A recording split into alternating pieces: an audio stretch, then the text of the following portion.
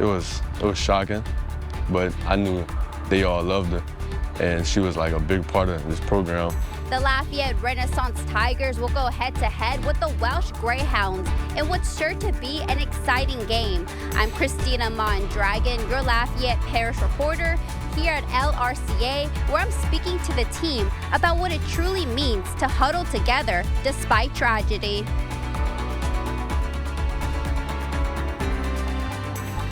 Medicare's annual enrollment period just started, and this year it's possible that your coverage is going to look different.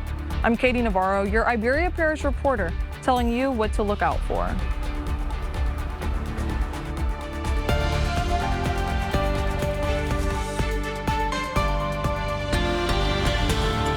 Good evening, I'm Jasmine Thibodeau. Thank you for watching Acadiana's News Channel at 10 tonight. We begin tonight with national news. The Justice Department is targeting another of former President Trump's political rivals, his former national security advisor and outspoken critic, John Bolton. A grand jury has indicted Bolton on 18 counts related to the unlawful transmission and retention of national defense information.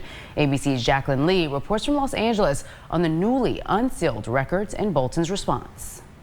Former Trump National Security Advisor John Bolton has been indicted by a federal grand jury on 18 counts for alleged illegal transmission and retention of classified documents. Prosecutors allege he emailed more than 1,000 pages of information about his activities as National Security Advisor in diary-like entries to 2 family members, and claim after leaving office he was hacked by a believed Iranian cyber actor, the information obtained from his personal email. Bolton's attorney saying the diaries Bolton kept are not a crime, and he did not unlawfully share or store any information. President Trump has been railing against Bolton for years after a 2020 tell-all book about his time in the administration. The president reacting to the indictment. I think he's, a bad person. I think he's a bad guy. Yeah, he's a bad guy. It's too bad, but that's the way it goes. Case against him? That's the way it goes, right?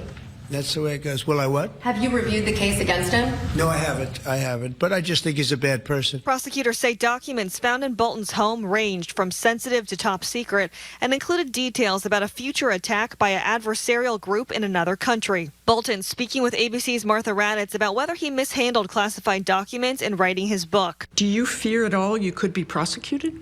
Look, under Donald Trump, no regular rules here apply, but I am confident that there's no national security information, no classified information in the book. I didn't intend to write anything that revealed classified information. Bolton tonight denying he would ever compromise foreign policy and national security, adding he looks forward to defending his lawful conduct and exposing the president's abuse of power.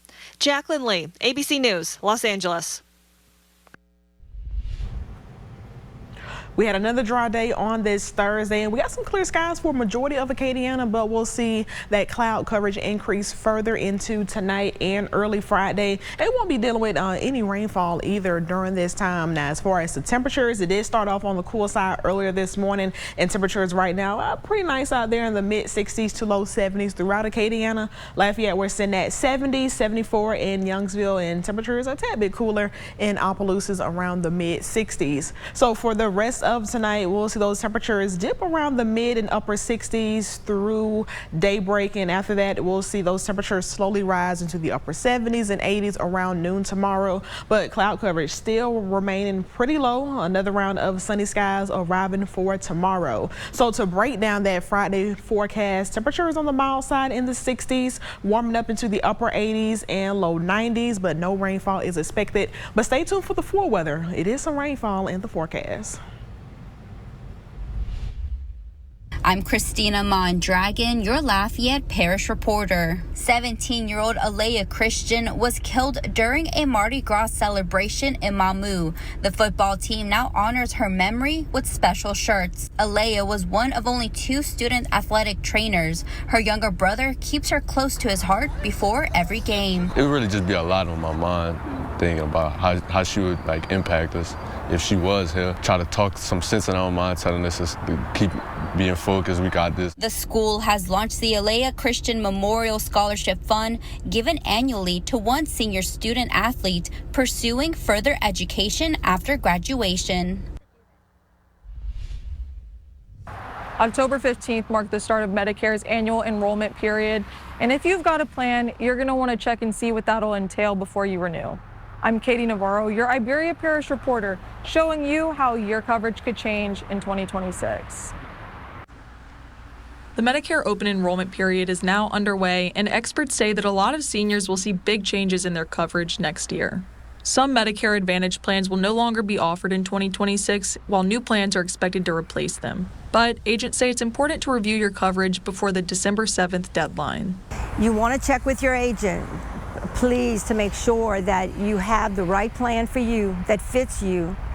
You want to make sure that your doctors are there. You want to make sure that your medicine and what tiers they're in, because it's going to make a big difference on deductibles this year. Open enrollment runs through December 7th, and experts warn residents to be careful about unsolicited calls and only share personal information with a licensed agent.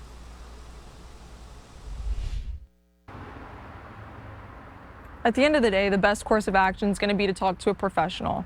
Reach out and make sure that you can get what you need out of your care. And in New Iberia, I'm Katie Navarro, your Iberia Parish reporter with KATC TV3. Scattered showers and thunderstorms possible this weekend. Stay tuned. We'll discuss the timing.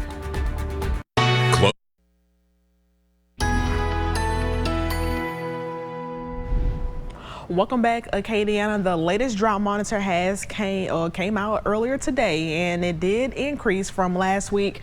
Right now at 22%. Last week it was at 15%. So dry conditions still continuing for another day. Even with the rain chance that we have for this weekend, this won't make for a drought-busting rainfall. It'll provide some relief, but not by much to actually alleviate the drought across the state.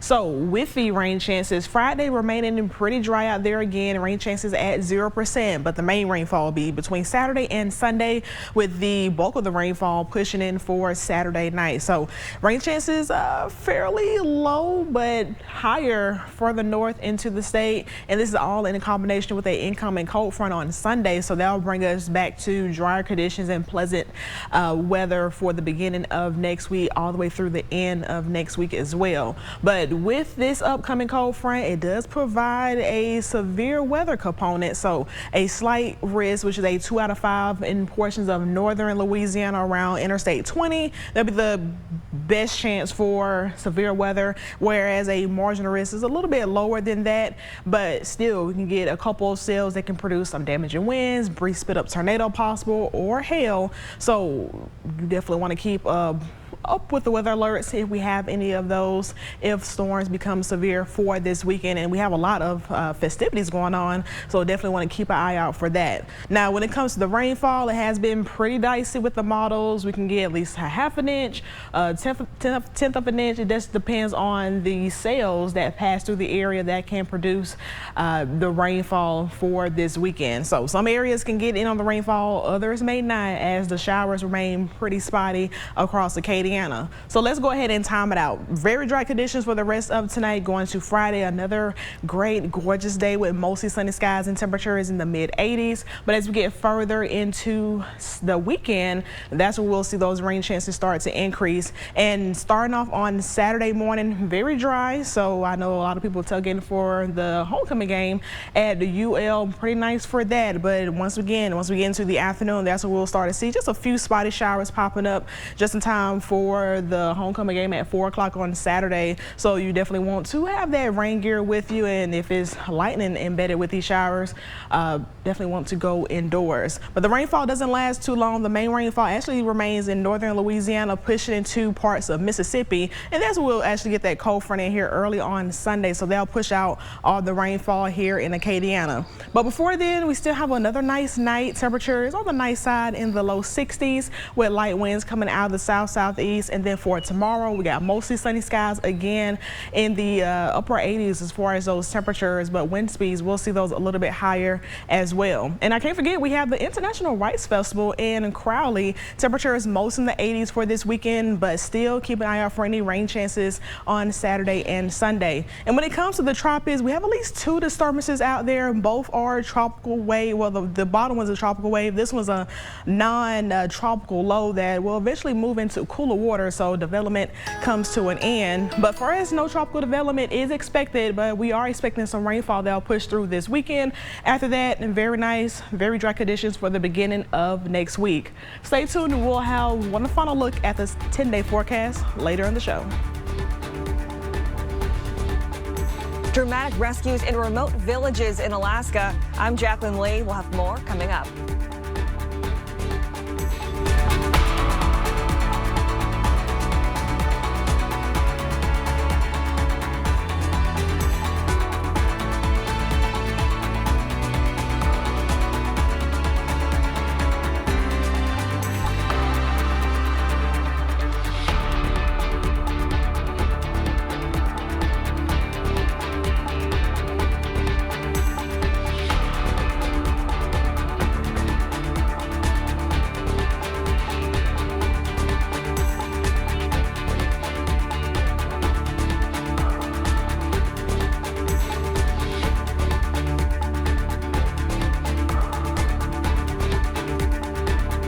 Discover.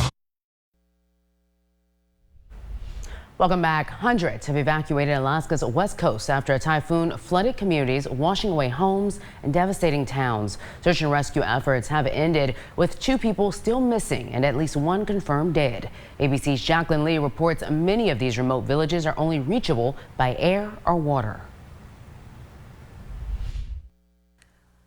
The U.S. Air Force and Coast Guard have been scrambling to evacuate hundreds of people from remote villages, with officials calling this one of the most significant airlift efforts in Alaska disaster response history.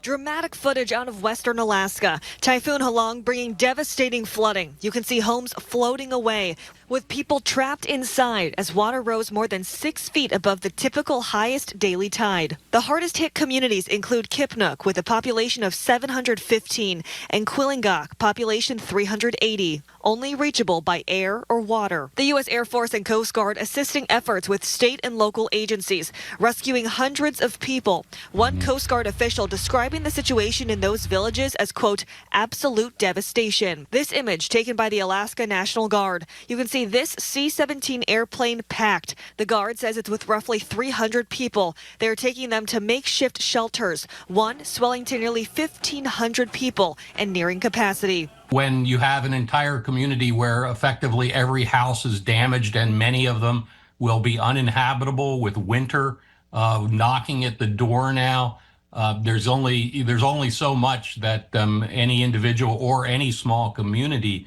can do.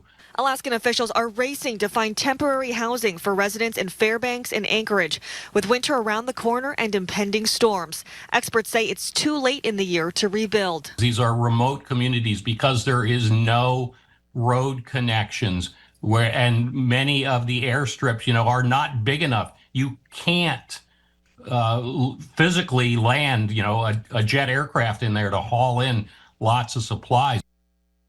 State officials say their focus is to make sure people feel safe and cared for while working to restore essential services. Jacqueline Lee, ABC News, Los Angeles. The Trump administration says it is considering ground strikes on Venezuela as the president's vow to combat drug trafficking escalates. I'm Christiane Cordero in Washington with that story coming up. Welcome back. The Trump administration says it's considering ground strikes on Venezuela after weeks of targeting and destroying suspected drug smuggling boats in the Caribbean Sea. The president has also authorized covert CIA action in Venezuela, escalating tension between the country's authoritarian leader and the U.S. Some members of Congress are concerned the escalation could lead to a full-fledged war. ABC's Christiane Cordero has the details from Washington. The administration says it has killed 27 people in at least 5 boat strikes in the Caribbean, insisting each of those boats were carrying drugs headed toward the U.S. Today, in the Trump administration's pledge to combat drug trafficking, the tension brewing in the Caribbean Sea is escalating on land. We are certainly looking at land now because we've got the sea very well under control. Along with threatening ground strikes, President Trump confirms he's authorized covert CIA action in Venezuela. In a statement, Venezuela's government slams Trump's latest move as extravagant, accusing the president of trying to legitimize a regime change operation to access Venezuela's oil resources. The administration has so far rationalized the strikes by casting drug traffickers as terrorists and unlawful combatants, which allows the White House to operate without approval from Congress. There's lots of people who have been designated terrorists. That does not automatically give the authority to take lethal action. There is some expectation, I think, if this were to be a sustained thing, that they would, yes. There are war powers, requirements that at some point they have to comply with. Since early last month, the administration has ordered at least 5 strikes on boats it suspects were smuggling drugs headed toward the U.S., killing 27 people. Every boat is saving 25,000 lives, and you can see it. The boats get hit, and you see that fentanyl all over the ocean. It's like floating in bags. It's all over the place, and it's a tremendous, we're saving tremendous amounts of lives. The White House has provided few details and no evidence that these boats were smuggling drugs, despite some members of Congress demanding more information. So there's a 1 in 4 chance, statistically speaking, that one of these boats may not have had any drugs on it. We will never know because they were blown to smithereens. U.S. officials have long claimed Venezuela's cocaine shipments contribute to overdose deaths in the U.S. Venezuela's Maduro denies facilitating such drug trafficking. The Trump administration has placed a $50 million bounty on Maduro's arrest. Christiane Cordero, ABC News, Washington. We're in the home stretch of the high school football season, week 7 to be exact. I'm Jamarcus Fitzpatrick. We'll have highlights from Thursday Night Football coming up. Fall is. Welcome back. Northside is 4-2 on the year and have a chance to win their most games since the 2010 season. But in their way stands Breaux Bridge, a team hungry to get back in the win column after losing their last 4 football games.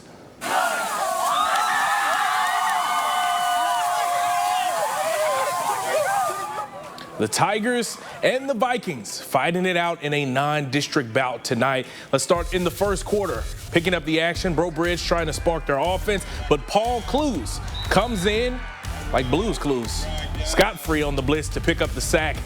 On the ensuing drive, Vikings quarterback Chase Dugas hitting Tavion Arsenault on a 7-yard pass. Northside up 6-0 after a failed 2-point try. Now it's 3rd down for the Tigers offense, but the pitch on the option play is fumbled and it's recovered by Northside, giving the Vikings back the football. Start of the second quarter now. It's Cameron Celestine that's going to take the handoff and he's going to waltz in for a 4-yard touchdown. 14 zip side in this one, and they win it 46-26. Rainin Westgate facing off in District 4 for a second quarter. Noah Antoine with a complete pass to Luwald Vallow, and he takes it all the way up the sideline for a touchdown. It's 28-0 Westgate. A couple plays later, Antoine now is going to circle around and hand it off to Caden Lancelin, and he takes this one up the left side and then makes his way through the right side, taking it all the way down and picking up a huge first down for the Tigers. Couple plays later now, Antoine with another handoff. This time it's to Cayman Crockham, who sees a straight path to the end zone for another touchdown. It's 34-0. Antoine now keeping it himself, and he's going to make the pass to Raheem Allam, who catches it and waltzes in for the touchdown. Another touchdown for the Tigers. They get a win in this one, 48-0. The defensive coordinator at Rob Poole and the Church Point Bears facing off with Chris Edwards' Northwest Raiders. 9 minutes in the first. CP up 7-0, but Kevon Johnson says, anything you can do, I can do better. 62 yards later, he's hitting his head on the goal post in the end zone. Tie ball game at 7 apiece. About a minute later, Bears quarterback Luke Baudouin hits a streaking Jerrison Reese on the slant, and he's going to do the rest. 67-yard strike, 14-7 in favor of the Bears. 4 minutes left now in the first. Jerrison Reese was just absolutely cutting up. Baudouin finds him out of the backfield, giving him his 3rd touchdown of the quarter. It's 20-7 Church Point. But the Fighting Jasmine Thibodeau's weren't finished. Raiders quarterback Chase Dupree rolls out and finds senior Cortland Young, who waltzes in for the score. It's 20-14 at recess, and Northwest gets the win for Jasmine, 43-33. Iota traveling to take on Westlake in this one tonight. Rams leading 7-0 in the first. Looking for more. They're feeding Braylon Garrick, and number 5 was hungry as he's even and leaving, taking it the distance. Rams up 14-0. Second quarter, the southpaw quarterback for the Rams, Brody Anderson, rolling left and showing his arm off with a deep bomb to Derek Thompson. Rams in business inside the 20. Westlake going into their bag of tricks now. Anderson fakes it and hands it off to his offensive tackle, Hadley Henderson. Big number 86 barrels in for the score, and it was all Westlake in this one. They win it 35-21. And finally tonight, Westminster Lafayette and Highland Baptist duking it out. First quarter, it is Zaid Prejean tossing it to Gavin Hebert, who takes the ball all the way around the right side, and he's going to reach into wide open field for his touchdown, the first score of the game. It's 7-0. Couple possessions later, Elijah Segura makes a pass, but it's picked off by Aiden Delcom, and the Chargers gain possession of the football. Now, Prejean handed it off to Pierce Gable, who makes his way up the middle, rumbling, bumbling, stumbling. Don't start fumbling. Rumble, young man, rumble, and if it ain't broke, don't fix it. They give it to Gable again, and he's going to find his way into the end zone. Get in there, and it's a touchdown for Westminster. They get the victory, 49-14. And that's a look at your sports. We'll be right back after this.